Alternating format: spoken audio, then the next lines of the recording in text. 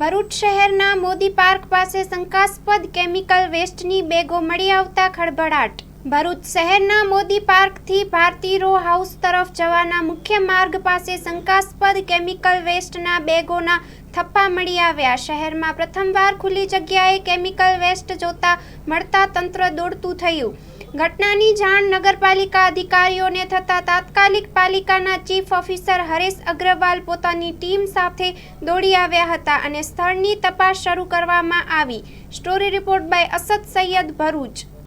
ભરૂચ નગરપાલિકામાં અત્યારે જેબી મોદી પાર્ક પાસેના વિસ્તારમાં રાત્રિના સમયે કોઈ કેમિકલની બેગો જેવું કંઈક કચરામાં મોટા પ્રમાણમાં ટ્રેક્ટરમાં ભરી અને કોઈ નાખી ગયું છે। એક ટ્રેક્ટર જેવું મટીરિયલ પડ્યું છે।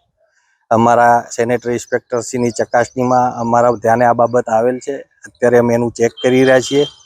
પ્રાથમિક દ્રષ્ટિએ જોતા એની ઉપર જે એની સ્લીપ મારેલી છે એમાં Tagros chemical India private limited બતાવે છે। આ કોણ નાખી ગયું છે એની અમે તપાસ કરી રહ્યા છીએ।